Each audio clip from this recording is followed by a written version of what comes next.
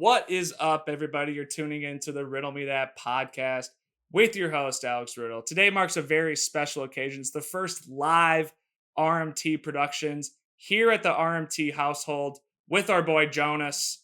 Me and Jonas coming into contact last week, moving out our boy Coughlin, both into podcasts. Jonas is into the producing side, RMT into the live action. So both putting this together today. I really appreciate Jonas taking time out of his day to help produce the RMT show.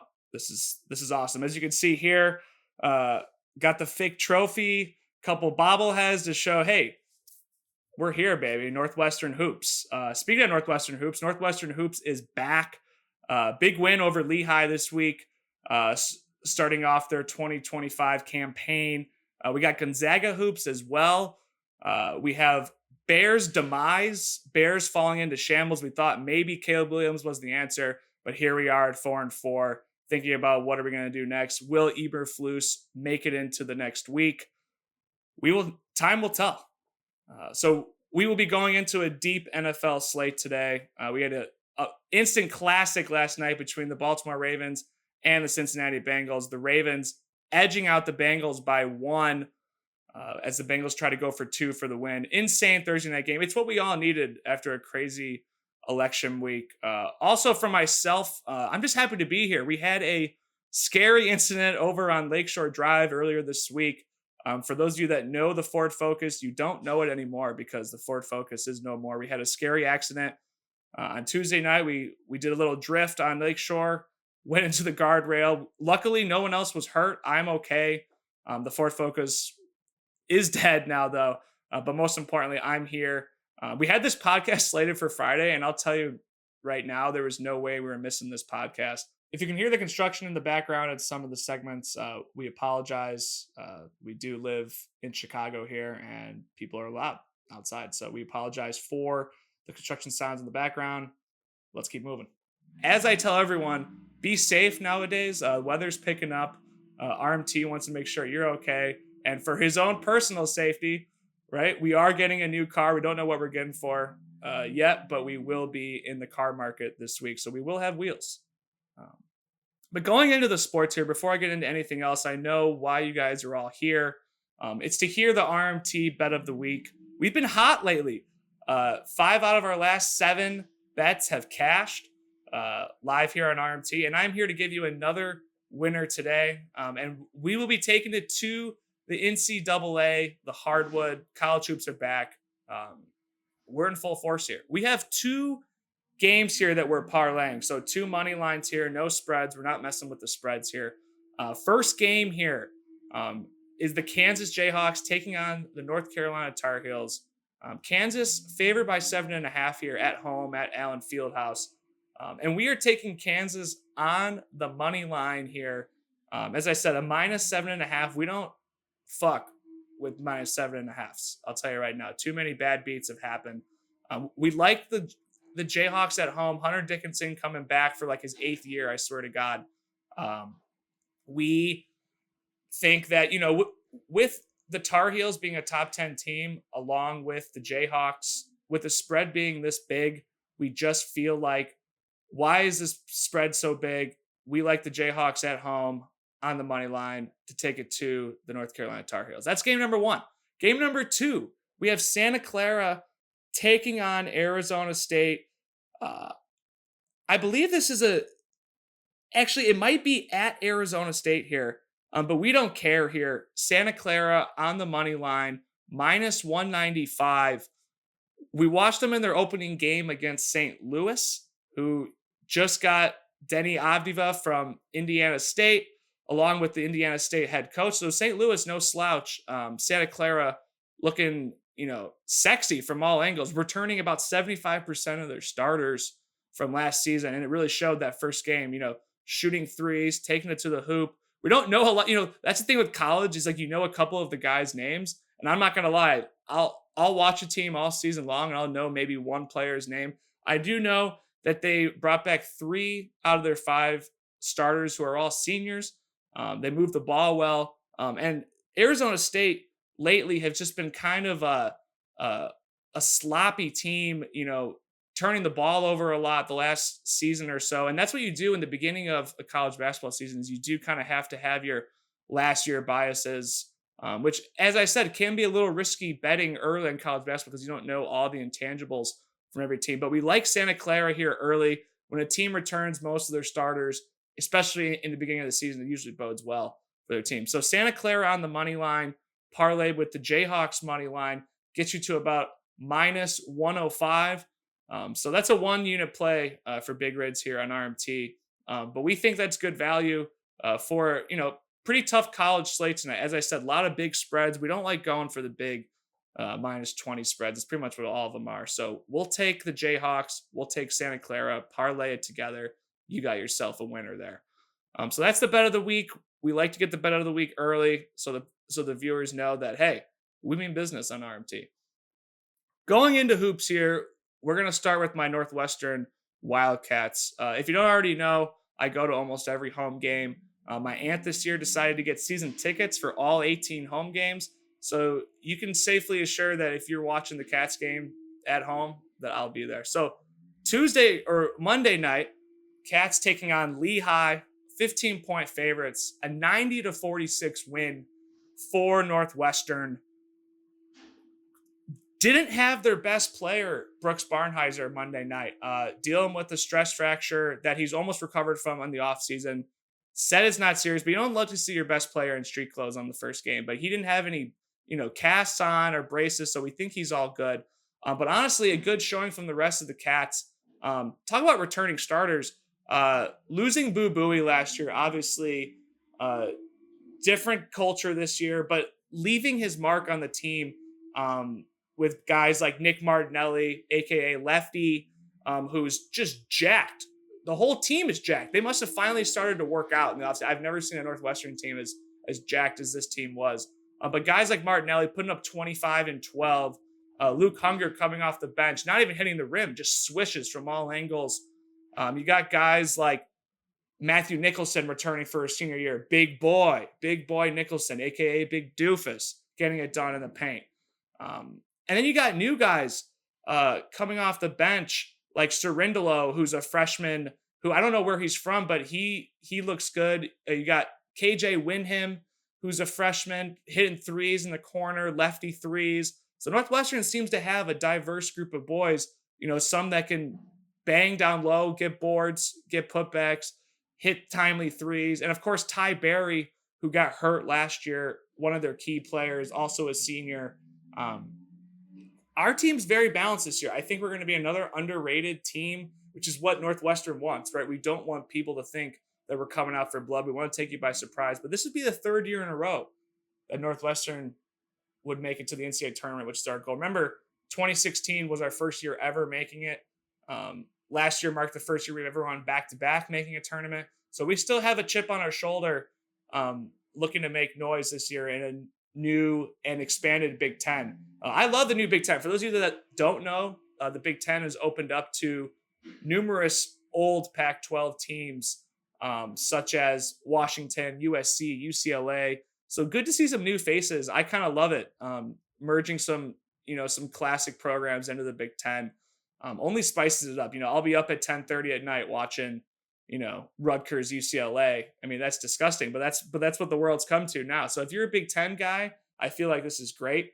Kind of a weird spot for, the Pac-12 in general. Like, especially in football this year, I think Oregon State and Washington State were the only two teams that stayed. So they're kind of like a Notre Dame independent. I don't know how they did it really. It's disgusting. But I'm happy that, I love that they expanded the Big Ten. Only makes the basketball season that much spicier. But big game coming up for Northwestern. So the key with us is taking it one game at a time here. We took care of Lehigh on Monday, did what we had to do. Saturday is the first real test at Dayton, a net ranking of 23. The Cats with a net ranking of 53. But going into Dayton, returning a few of their starters from last year, a couple transfers. So it's and Northwestern beat them last year on Northwestern's home court. Same thing. Second game of the season. It was tight. A team like Dayton remembers that. It's a matter of, can Northwestern go into Dayton and, not fall behind early? That's that's the type of venue where that place gets bumping and you're down early. It's hard to come back. So it's key for Northwestern. Stay disciplined. Don't turn the ball over. Play their game. I like Northwestern in this game. The spread hasn't come out yet. I assume it's going to be, I bet you Northwestern would be 1 or 2 point dogs. But we love that. We love being dogs. Rough, rough. It's Catsville, baby. We're not scared of no Flyers. But I do love the Flyers. The Flyers were my team last year. I had them going far in the tournament. They always bring it. They play hard, which is why it's a great test. This is a quad one game for Northwestern. It's a game where you have nothing to lose, really, because if you lose, it's not going to hurt your schedule, but it can only benefit you. So huge game for the Cats. We love a 6:30 tip off Saturday night with, it's still college football season, but it's basketball season, baby. So we love the Cats on Saturday. And look for me at the games. I'm about 15, 20 rows behind the Northwestern bench.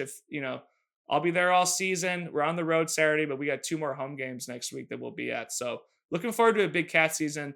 And next year, before I get into Gonzaga here, we do have 4 new prospects coming in for Gonzaga or for Northwestern. 3 3-stars and 1 4-star. It's almost unheard of for a Northwestern basketball program. So Chris Collins, head coach of Cats, doing a hell of a job, really showing that he's built this program. We do not get top 100 recruits in Evanston. So really looking forward to this season, but next year, knowing that when we lose a few of our seniors, we have backup coming in for next season. Going into Gonzaga hoops here, this is from my boy Jonas here. Unfortunately, we learned in the car on the way over here that he's not a Gonzaga guy, tend to be overhyped. I do agree. They've never won a NCAA championship. They're probably the most due team I've ever seen. To explain why I'm a Gonzaga fan, this is the one where, so my dad went to Northwestern. I have, the Evanston gear. Gonzaga, I do have a sweatshirt hooked up in my closet here, but there's no real I have no family ties to Gonzaga. I admit I did jump on their hype train, but this is more when I was in 6th or 7th grade.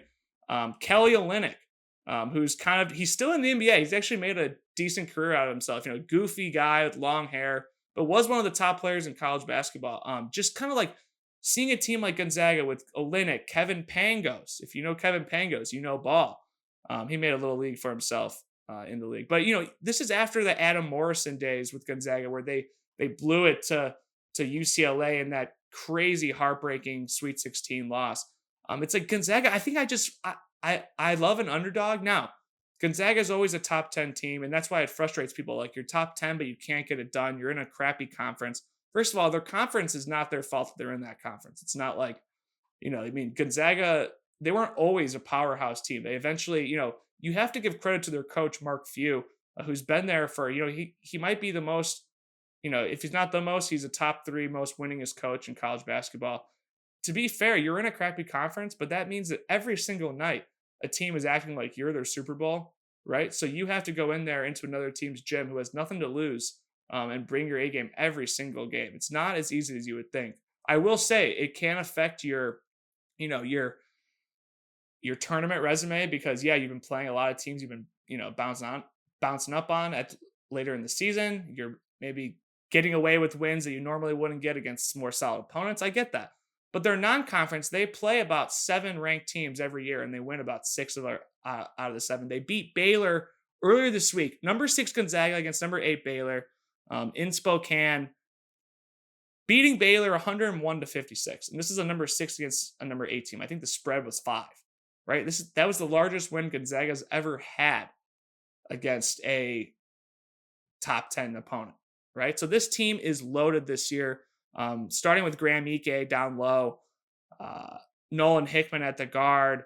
You got Battle transferring in from Arkansas, who's like a 6-year guy. I mean, now with the transfer portal nowadays, you get you see guys that you're like, wow, this guy's been in the league for 6 years. How is he still playing? Well, we'll take him on our team. Then nowadays with the transfer portal, you got to get what you got to get. And with Gonzaga, they still have Nembhard, who's seemingly has been there for 4 years now. They got so many guys. Dusty Stormer coming off the bench hitting threes. I mean, if you just watch Gonzaga play, their defense is insane, and they hit open shots for the most part. You got who's the guy? Red Shoes. I forget his last name. He's like this spot up shooter. We call him Red Shoes because last year he was like the only guy on the team wearing red shoes. And we're like, red shoes for three. So they have him again, whatever his name is. I can't think of it. But Gonzaga is loaded this year. And that doesn't guarantee you a championship. But I will say, I will enjoy watching them play this year. It could be a Cats and Zags year. I don't know if we've had that yet in my lifetime, where I can safely say both teams have provided me the type of happiness that I'm looking for. As you guys recall, my dad, when he went to Northwestern, they won 0 football games in 4 years, and he was in the band, right? So having to be in the band and go to games where you don't win, we've come a long way. It's up to me to carry the Northwestern torch. It's up to me to leer Gonzaga for their first championship. I will say too, they're the only active team right now. They've made it to, I think, 7 or 8 consistent Sweet 16s, right? I don't think being in a bad conference affects your Sweet 16 performance. Going to the Sweet 16, as hard as it is, the consistency that the Zags, they're held on such a high pedestal because they have not won that championship. They've lost in 2 championships in my lifetime. So they've made it to the championship twice, right? And lost both times. Two hard games, one to North Carolina, which was close, and then one recently to Baylor where they got stopped. I think Baylor would have beat an NBA team that night. I don't think Baylor missed a shot. Shout out Coughlin there. Coughlin was all over Baylor that year. And of course, it was against my Zags. I remember he was at a Cubs game for the championship. He couldn't even watch it with me. And he gets an easy Baylor dub. That still rubs me the wrong way. Him winning that pool and my favorite team losing in the ship. But it should be a good season based on what I saw on Monday night for my squads, Zags, Northwestern. When you're in college ball, it's fun to have a team to follow, because when you're trying to place bets on college basketball and they're not going your way, you always have your teams to fall back at. And I will say for Northwestern, you can't bet on Illinois schools, which is so stupid, but you can't bet on Illinois college teams in your own state. So I can't even bet on Northwestern, which is actually kind of a blessing in disguise. Because I will say, going to a Northwestern game, losing money on them too would not be fun. So we don't need money for Northwestern to have success. But should be a good season for these teams. I'm excited to see where they go. Gonzaga, I believe their next game actually is against Arizona State. We were just talking about them, who's losing to Santa Clara tonight, by the way, but they got Arizona State on Sunday. Could be a rough couple days for the Sun Devils. Two tough teams they got to play. Shout out Santa Clara. Santa Clara actually is a WCC team. That's how I know, and that's why I'm betting on them. I watched too much disgusting basketball in that West Coast Conference, but I do know that Santa Clara, who's been on the rise the last couple of years, will be battling for a top 3 position in that conference, along with Zags and St. Mary's.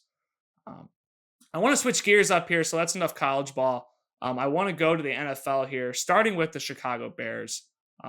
It's really sad that I can't come on the podcast today and give you a fun Bears segment here. It's more of a reality segment here. We've always been back and forth on the podcast, so we've never really, in the 5 years that we've done this, had a segment where I could really talk about a future for the Bears.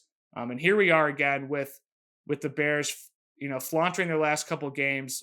First one was the Hail Mary in Washington. I mean, when it happened so fast that you just couldn't believe it. But then once you let it set in, you knew that that's a play that can ruin your season, right? And it also could have been a play that could have projected us. I mean, if we win that game in Washington, we're 5-2.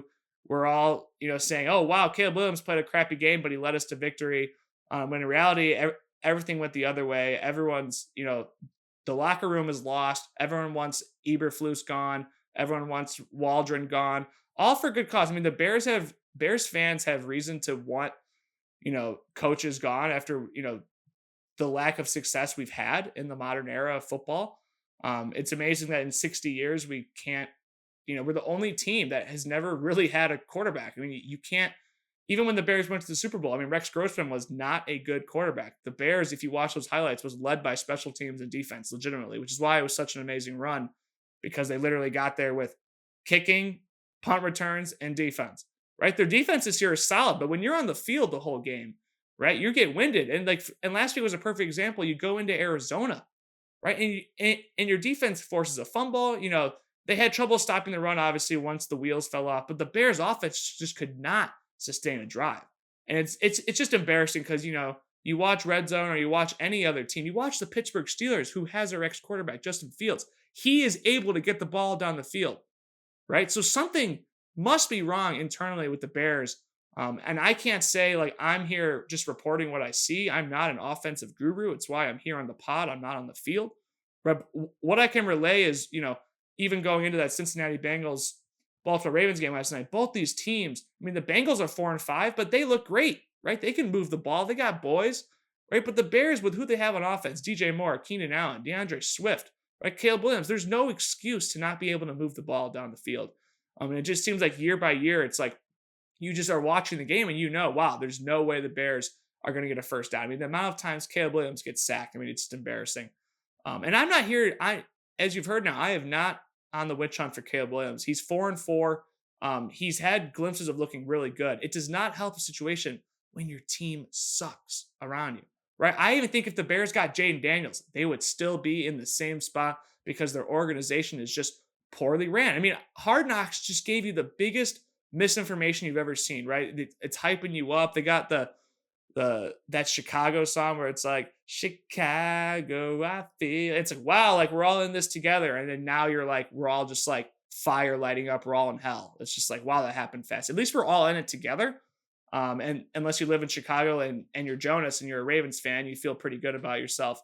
But normally in Chicago, we don't get a lot of love on the football field. Now, I will say for all of the bad that's been, right? We're 4-4. We have the Patriots on Sunday, who also suck, right? They also have a rookie quarterback in Drake May, who actually looks fairly decent, but talk about a team with zero weapons. I mean, they have Ramondre Stevenson at running back. They don't have a top tier receiver. Now Cole Nieder will argue that, being the Patriots fan he is, but I will say the Patriots even like have looked better sometimes driving the ball down the field than the Bears have. It's a tough spot to be in as a Bears fan because I'm Mr. Positive Vibes only. But it's hard to be positive when your team loses on a Hail Mary like that and then just, decides that, hey, we're going to take the week off next week because we're all upset about last week. I mean, the whole DJ Moore nonsense of, him sulking around. I get it, man. You're getting paid. You're a top receiver. You're not getting the balls that you signed up to get. But you're supposed to be a leader on this team. And seeing your best players sulk, not stand up for their teammates, it's sad to see. It's like, wow, like guys that we root for are not being good players in the locker room. And I get it, man. You're making millions of dollars. At the end of the day, it doesn't matter if you pick up your teammates or not. You're living good. You're eating, right? That's good. But as a fan, it's horrible because now we're stuck in the same spot we've always been at, is not trusting our offense and leaving our defense on the field too much. It's a sad period for the Bears the last couple of weeks. Hopefully we can beat the Patriots on Sunday. I officially, if they lose to the Patriots on Sunday, the season is over. I don't think they're going to lose to the Patriots, though. With how hard of a schedule the Bears have coming up with playing all their NFC North opponents, I think the Bears will take care of business on Sunday. It's pretty much a playoff game. I mean, if you lose to the Patriots, you don't deserve anything else in this world. I think it's going to start off sloppy, but I think the Bears will prevail and then end up winning by a hefty margin by the end. That should happen. That's what I'm predicting. Don't know if that's the way it plays out. But I think the Bears, I believe they're at home. Yes, they are at home on Sunday. So go Bears, bear down at noon. We're not done yet, as sad as it may sound, but the Bears going to have to find something quickly. Staying with the NFL here, I want to go through each game here and give a prediction or an update on the game before we get into the Fichtner segment here. Starting with the Bengals and Ravens. So I already said that the Ravens winning 35-34 in Baltimore last night, which was losing 21-7 at some point. I had a parlay of Chase 60 yards, Chase touchdown, Bengals plus 10.5. It cashed, but it was getting scary when the Ravens went up 7 points. I mean, all of a sudden we're in tomfoolery zone. All I need is an alternate line with Bengals 10.5. They do end up, going down the field and scoring, bricking the 2-point conversion. I do not get why they went for 2 at the end of that game. Like, I get, basically they're saying, hey, we don't trust our defense to stop the Ravens. I mean, yeah, the Ravens had a good 35 seconds to get down the field, and that's more than enough time for Lamar to throw one bomb up to Zay Flowers and get into field goal range. But you just knew no way they were going to get that 2-pointer. I mean, I feel like at that point, if you're going for the 2-pointer, run the ball, right? I feel like that pass was just how you drew it up, right? They threw it into a tight coverage. Ravens are one of those teams where I don't want to put my offense on the line for a do or die situation when you don't have to, right? You could have gone for an extra point, take your chances on your defense, try to go to overtime. I mean, you just had an unbelievable drive to get to, pretty much tied until you decide to fuck yourselves. So I don't know. I mean, I like aggressive play calling, but I like, calculated aggressive play calling. And I feel like right there, that was not the right play call. They were kind of like just going for it. And then you saw their faces. You're like, what do you, I mean, that's a play. I mean, that's a season killer, especially being 4-5. That's not the time. I mean, if I'm 6-3, like if I have a good record, that's the time I'm going for 2 because you have less to lose. The Ravens the Bengals putting everything on the line. It's a risky play for the Bengals, not paying off. But I will say, Jamar Chase. I mean, listen to these stats: 11 receptions, 264 yards, and 3 touchdowns. Shout out Big Cooner, Big Sam, taking on Holman for the Fick League. Holman did have Joe Burrow to back him up, but going up against Jamar Thursday night, I pray for anyone. You're not going to win that matchup. I guarantee that. Unless you are Holman, who has Burrow on the side. But ultimately, fun game to watch, fun Thursday night game. Our Thursday night games have been crappy lately. Big for the morale for the weekend for football. 35-34 Bengals. Jonas gets it done. What's up, everybody? Thank you for tuning in to the RMT Live podcast. I hope you're enjoying your Friday listening to RMT. Let's get back into it.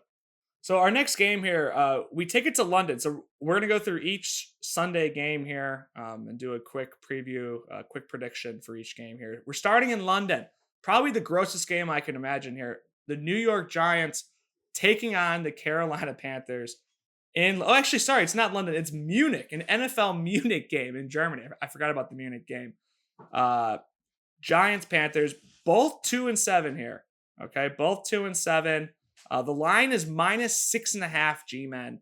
And honestly, I don't know if I can predict a winner here, but what I will do is predict the spread. I will take the Panthers +6.5 here. I never want to do this, but taking the G-men at a touchdown favorite, they haven't shown me that they can cover a spread like that this year. Maybe this is a coming out party for the G-men, but I think this is going to be a really gross game. And I don't know if Carolina's going to win, but I think they're going to keep it close, especially being in Germany. I mean, they won last week. They were the only underdog to win a game last week, beating the New Orleans Saints. I don't know how much of a victory that is, but a win is a win, especially for a team like the Panthers who went back to Bryce Young. I like the Panthers to cover here and maybe win outright. But horrible game. I don't even know if I'm going to watch it. Bills Colts here. So Buffalo Bills at Indianapolis Colts. Buffalo is a 4-point favorite on the road here in Indianapolis. 7-2 Bills against the 4-5 Colts. This has trap written all over it. I am a Bills guy. I have Josh Allen on my fantasy team. I've had Josh Allen on my fantasy team for the last couple of years, but I know how the Bills operate. They win the games against good teams, and then they play a shit team and they shit the bed. Now they are 7-2 this year, so they've been doing a lot of winning, which is exactly why I think this is a great bounce back spot for the Colts. The Colts are 4-5, but they're 3-1 at home. All right, so they lost last week at Minnesota. Horrible game, but they still had so many chances to win that game against a good Minnesota team on prime time. So we're taking the Colts to cover here at +4, and we also are gonna take them outright on the money line. We think there's great value on the Colts at home this week with Flacco revenge game. Flacco had a horrible game last week. He's going to come back this week, going to get it done against the Bills. But Josh Allen's still going to give me my fantasy points. Don't you worry about that. Denver Broncos at Kansas City Chiefs. 7.5-point favorites here for Kansas City at home. This just screams trap to me again. I mean, I don't know what I'm looking at here, but the Chiefs are undefeated and they're only 7-point favorites against a 5-4 Broncos team, which yes, they're 5-4, but they still are the Denver Broncos. Again, I don't have the balls here to take Denver outright. I really want to, but again, I'm going to take the +7.5 with Denver this week. I always bet against the Chiefs and they always fuck me every week, but there's no difference. They still are due for a loss. We think they've gotten away with a lot of close, grinded out wins. They are the Chiefs and they are the favorites to win the Super Bowl. There's no doubt in my mind, but football is football. I think this could be a good week for the Broncos coming off a blowout loss at Baltimore. So they have to play at Baltimore and at Kansas City back-to-back weeks. That's a gauntlet schedule. We like Denver keeping it close. I think the Chiefs could win close, but I think the Broncos will cover that 7.5. And if you will bet it, I would sprinkle Broncos money line if you have the balls. Um, Atlanta Falcons at New Orleans Saints here. Another game here where the Falcons, who are 6-3, 3-0 on the road, are playing a Saints team that started off 2-0 and are now 2-7. 7-game losing streak for the New Orleans Saints. I'm a big bounce back guy. 3.5-point favorites for Atlanta. That's it. We are once again taking the underdog here and taking the Saints plus 3.5 at home. And we're definitely taking the money line here. Grossest team along. I mean, they're a 2-7 team along with the Panthers and the Giants. But the Falcons, they've been hot. They've been great. They are a team that I feel like everyone's going to be on this week. And I just feel like the Saints, again, you lose 7 games in a row in the NFL. I don't care who you're playing. You're due to keep it close. Saints plus 3.5, taking the money line as well. Let's go New Orleans. 49ers at Buccaneers. This is another weird line here. Minus 6.5 San Fran at Tampa Bay. This is one where I think I'm going to take the favorite here. I would think the line with the Buccaneers usually being solid at home, Baker train, right? They kept it close against Kansas City, but they don't have any receivers. They're all hurt. The 49ers, who are 4-4 right now, desperately needing another win to get up, over 500 here. 49ers are a better team, even though they're dealing with their own injuries on, this season. McCaffrey coming back, first game of the year on Sunday. We like 49ers. I don't know. It's minus 6.5. You know me. I don't like taking those spreads, but for the sake of the show, I will take minus 6.5, and I will be taking the 49ers in a money line parlay in some sort on Sunday. So 49ers, the first favorite I think I'm picking this week. Who knows how this is going to go. It's why we love it. It's why we play the game. Pittsburgh Steelers at Washington Commanders. This could be the game of the week this week. 6-2 Steelers against the 7-2 Commanders. 4-0 at home are the Commanders. Minus 2.5. And you already know where we're going with this. We are taking the Pittsburgh Steelers on the road here. Plus 2.5. Money line. I love it. 4-0 at home for the Commanders. Their last win was off a Hail Mary. It's going to be a grinded out game, but we like the Steelers defense going into Washington. This is going to be the hardest game for Jayden Daniels and the Commanders. Remember, Jayden Daniels is still a rookie. I'd be very impressed if they're able to beat the Steelers. I won't be mad about it. I'm actually, despite the Hail Mary, a Commanders guy. I like their team. They've always been bad. So it's cool to see a team like the Commanders, have a good year like this, have a quarterback that they like. But I like the Steelers here. Every time I bet against the Steelers, I lose. I actually think Russell Wilson and Justin Fields at quarterback has been good for them. And if you listen to the RMT podcast, I was shitting on that before the season started. I take back what I've said so far. They've looked good. It's easy though when you have a good defense. But the Steelers on the road, we're taking it. Vikings and Jaguars. Another game where a 6-2 team going into a 2-7 team, and you already know where we're going with this. Jacksonville plus 6.5. We'll probably buy a half point to go up to plus 7. Jacksonville, they've been nasty this year, but they've been battling. They almost beat the Eagles the other week. They've had every loss they've had. They've pretty much, for the most part, they've had a couple blowouts, but they've been in the game. I like home teams that are due for a win. And the Vikings, who have been so hot this year, they are a beatable team. Their offense, this Vikings team is better than the Jaguars, but that doesn't matter on any given Sunday. We like the Jaguars plus 6.5. Bump it up to plus 7, whatever you got to do. Sprinkle the money line. Jacksonville Jaguars covering against Minnesota Vikings. I don't know how that game's going to go. It's either Jacksonville's going to come out firing or it's going to be a gross grinded out game. We'll wait and see. First, so those were all noon games here. 3 o'clock slate here. We only have 3 games in the 3 o'clock slate. So it's one of those Sundays where they're all at noon and then there are a few at 3. Eagles at Cowboys. Kind of an enticing game here. Now, here, this would fit into my theory here of Eagles 6-2, Cowboys 3-5 at home, but no Dak Prescott. Dak Prescott's on injury reserve. They got Cooper Rush, I believe, subbing in at the helm. The Cowboys, man, I have tried to back them because they've been losing, and I love backing losing teams because they're always due. But I don't know if the Cowboys are due here. They're 0-3 at home. They look horrible. The Eagles, who have Saquon Barkley, best running back in the league so far this year, they're minus 7.5. I don't like that spread. But again, for the sake of the show, I'm going to take the Eagles minus 7.5, and I'm going to put them in a money line parlay, maybe with San Francisco. That could be the play. San Francisco Eagles. See, look, we're just crafting on the show here. We're just mid-crafting, mid-show. That has to be good omens. We like that. San Francisco money line, Eagles money line parlay. Again, I've been all over the underdogs this week, but a couple of favorites are always going to win. You can't go straight dogs, as we've learned in the past. So Eagles on the road, they're the better team. Don't overthink it. Tennessee Titans at LA Chargers here. Chargers -7 at home against the Titans. This is a tough one. This might be the toughest one. Look at that. Tickets as low as $14 for this game. I mean, that just says it all. These two teams, I mean, the Chargers have been good this year, but it's always like every time you go to LA Chargers, there's more of the away fans than there are than the home team fans. But for this case, the Tennessee Titans, 2-6. I don't see the Titans traveling that crazy this week. You know what? We're taking the Chargers -7 and the money line. Gonna throw them in a parlay somewhere. We like the Chargers at home. Titans haven't impressed me this year with the Will Levis / Mason Rudolph campaign.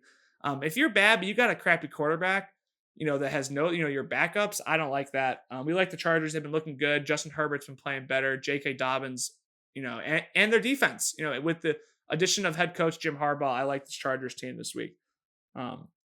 Jets Cardinals, New York Jets at the Arizona Cardinals, -1.5 Jets on the road here at Arizona. Man, this is another just disgusting game. If you had a gun to my head, I don't know who I'd choose, but I think I'm running with Aaron Rodgers and the Jets. They are still a team that they're 3-6. They won last week against the Houston Texans with Aaron Rodgers, Devontae finally connecting for a touchdown. I feel like them being favorites in this game just shows that, if Arizona was really to win this game, they'd be favored by a couple points being home, especially being 5-4 and the 3-6 team is favored in this game. Weird line. We're taking the Jets. We're not taking -1.5 though. We're taking the money line. We'll buy the juice. I'm not taking -1.5. What's the point? Buy the -130. Jets are going to win this game though. Aaron Rodgers. They might rail off 4 or 5 games in a row. They have a pretty easy schedule. Sunday night game here. So we have 2 games left. Sunday night game. Detroit Lions at the Houston Texans. We're taking the Houston Texans here, +3.5 at home. Lions 4-0 on the road. Texans 4-0 at home. Someone's got to give. But the Lions, who have been so dominant this year, again, 7-1. Texans coming off a tough loss at New York last week. I think they're going to come home Sunday night and make it a ball game. +3.5, sprinkle on the money line. Texans at home. In the final game here, Monday night game, Miami Dolphins at LA Rams. 4-4 Rams against the 2-6 Dolphins. Rams are -1 against Miami. We're taking Miami Dolphins here +1, 2-6. Last week they desperately needed to win against the Bills. They didn't get it. You're 2-6. This is your last chance to kind of rattle off a few in a row. So I think Miami's last gasp here will be at the LA Rams, who've been playing way better ball. So everyone's gonna be like, oh, Rams -1, with Cooper Kupp and company, Kyren Williams, yeah, but Dolphins. Tyreek Hill is going to go off Monday night. I'm predicting it. He hasn't scored since week 1. Tyreek Hill anytime touchdown. Dolphins to win this game, and that's a wrap for NFL on this segment. Now, getting into my favorite segment here, the Fichtner Cup. You notice we have the trophy here. The Fichtner League of Extraordinary Men, 2025 Fichtner League. We are back, gentlemen. We are back. The live podcast. Getting a Fichtner Cup review in here. This is what it's all about. We got Kleinhans eating hot dogs. If you don't already know, Matthew Kleinhans losing last year, still having to do the punishment, eating 60 hot dogs in a matter of a week, right? He can use buns. He can not use buns, but the punishment is on day 1. He has to use the buns with the hot dogs. So Matthew Kleinhans, he does not possess the trophy right now, but instead he possesses a whole lot of Vienna beef hot dogs that he has to down by next week. He just announced he was starting it the other day. So we will be, live on the podcast the following week to see, will Kleinhans complete his dog challenge? Don't lose. That's the bottom line. Don't lose the fantasy league of extraordinary men. As you can see here, the Fichtner Cup is possessed by the player that won last year. So as RMT, being a champion, a 3-time champion, I will add, 3-time champ, have to put it out. Now that we're live, everyone has to know. But 3rd-year champ. We're 5-4 this year. We're hanging around. We need Tyreek, to pick it up. We need Pacheco to come back. But getting into this week's matchups here, I want to start off with a quick power rankings here. Starting at number 10. All right. So number 10, we have Nick Pastovic, the Kansas City Hog Crankers, coming in at 10 here. 1-8. Started off 1-0. They are now 1-8. They are number 10 in the power rankings. Haven't made the playoffs. This would be the 11th year in a row. 11th. Hear that, Jonas. 11 years of not making the playoffs. And this is a guy that talks shit. He actually has the balls to not make the playoffs and like still insult people's teams. I feel a little bad for him, but like when you're talking all that garbage in the group chat, someone's listening and someone's still losing. So Pastovic at 1-8 gets the number 10 spot. Looks like another missed year in the playoffs. It's just it's disgusting at this point. I mean, we did that math. I think it's like a 0.00005 chance of that happening. So RMP to the Hog Crankers. Better luck next year. 1-8 coming in at 10. Number 9 here, we have the Minneapolis Mike Caputos, Nick Fernando coming in at 3-6. Weird spot for the Caputos this year. I think he's also a 3-time champion as well. Minneapolis having a down year this year. Still have time to rattle off some games though. 3 games out of only a couple games out of the 6th spot, the last spot in this playoff format. Gonna have to make a run though. He has the players, they just haven't put it together yet this season. But there's still time for the Caputos to make a run. If there's someone I trust to make a run in this league, it's him. He's never out of it. But at number 9, Minneapolis. At number 8, we have the Commissioner, who right now 4-5, started off I believe 1-4, 0-3. So the Commissioner making a run right now to try to get that last playoff spot at least. And he's right bunched in there with the other 4-5, 5-4 teams. It's going to be a battle for the Commissioner. Coming in at number 7 here, he still has life. He's a couple spots away, but going to have to make a push for the end of this season if he wants to make a run here to the playoffs. He might be cursed, though. He's asked Holman to take the curse off him. It is Commission's down year.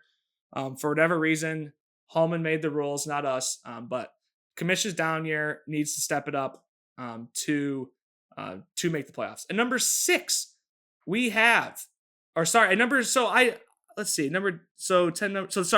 was number 8. Commissioner was number 8.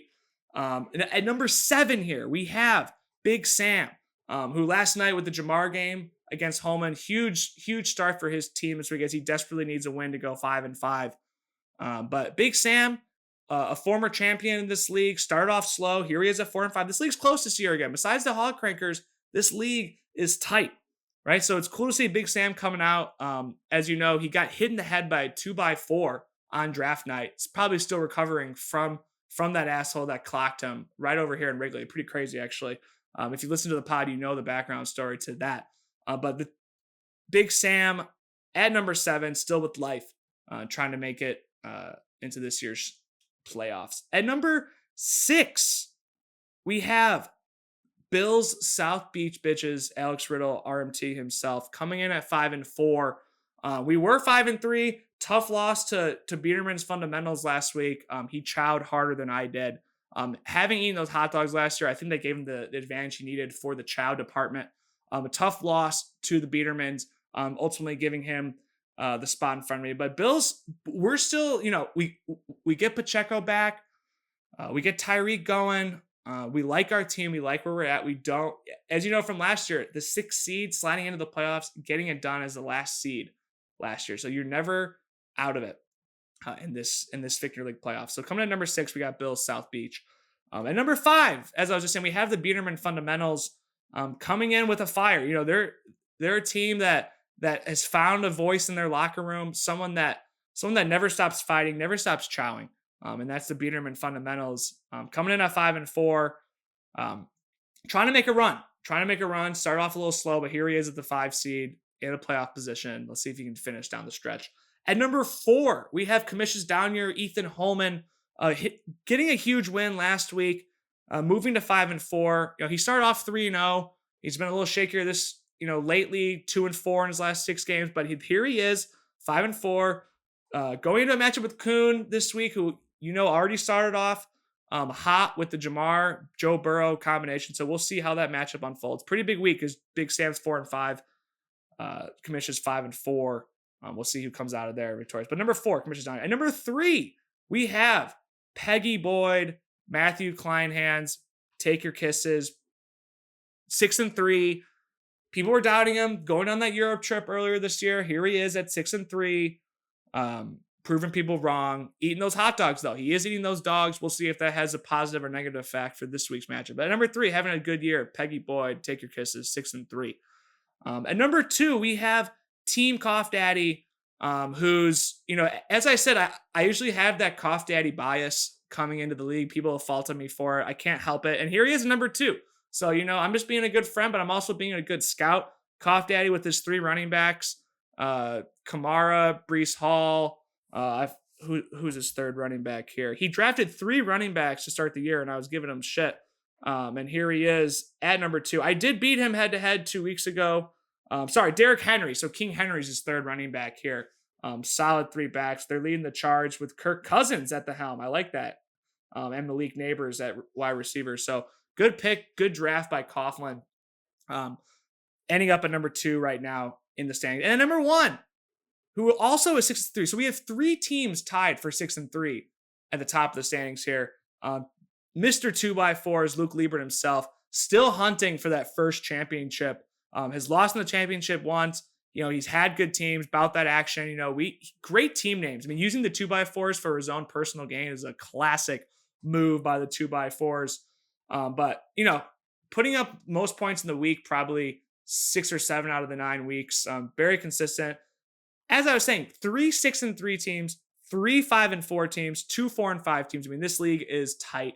It's why we play the game. It's why we run the show. It's why we have a podcast for the show, so people are informed on what's going on in this league. So I'm going to go to the scoreboard here, and we're going to do predictions for next week. And we're going to start with my own team here in Bill's South Beach Bitches, taking on the 2x4s, RMT against Lebo. No players going on Thursday night, so clean matchup there. You kind of love that. I tend to have players go off against me on Thursday nights. It's just the way it is, especially if you're Mike Evans. Even though he's hurt right now, he always demolishes me. I'm surprised I wasn't playing Jamar Chase in more leagues. I figured I was a target for that, but I escaped that in this league. He's projected 110. I projected 105.5. But we're taking the underdog here with the 5-point dogs in Bill's South Beach Bitches. RMT already beat 2x4s week 1. So this would be typically a revenge game that I would be all over, but I'm not going to bet against myself here. So this is an exception here. There's always an outlier. There's always an exception for each matchup here. And the 2x4s, Kyron Williams, James Cook, Amon-Ra, Terry McLaurin, Kittle, Brock Purdy. He's going with the Riddle strategy of 2 tight ends, George Kittle and Kate Otten in his flex. I respect the hell out of that. It's going to be a hell of a battle. It's going to take everything I have, but we are taking RMT at home with the points. We're taking the money line. Big week this week to tie it up at 6-4. I don't want to have to beat the 2x4s twice in 1 year, but in crunch time, it has to be done. Week 10, no doubt about it. Going to be a barn burner. Looking forward to this matchup. Bill's South Beach get it done, though, in a tight one. Biederman Fundamentals taking on Peggy Boyd. Take your kisses. Lamar for 30 and Chase Brown for 17 for Peggy so far. So already projected 134 against the Fundamentals. So already are also projected 116. But with Jahmyr Gibbs, Aaron Jones at running backs, I love that. Justin Jefferson, Drake London at receivers. It's a solid squad. Remember, I was not on the Drake London train. I've apologized. It's a great pick with having Jefferson and Drake London as your receivers. It's a great receiving core. I like take your kisses here. It's easy to say that now, being up 50. But I do, the 50-point cushion. Fundamentals are going to have to bring it. But, fundamentals with Jalen Hurts, Kareem Hunt, Jonathan Taylor, Garrett Wilson, he has the firepower to make a comeback here. But it's going to take a lot against a motivated. Nasser was the one, Biederman was the one to start off the hot dog train. He completed it, taking on Peggy, who's doing the dog challenge this week. It's kind of an unbelievable matchup here. But we like Peggy at home. Hot start on Thursday. We think they get it done on Sunday here. Team Cough Daddy taking on Minneapolis Mike Caputo's here.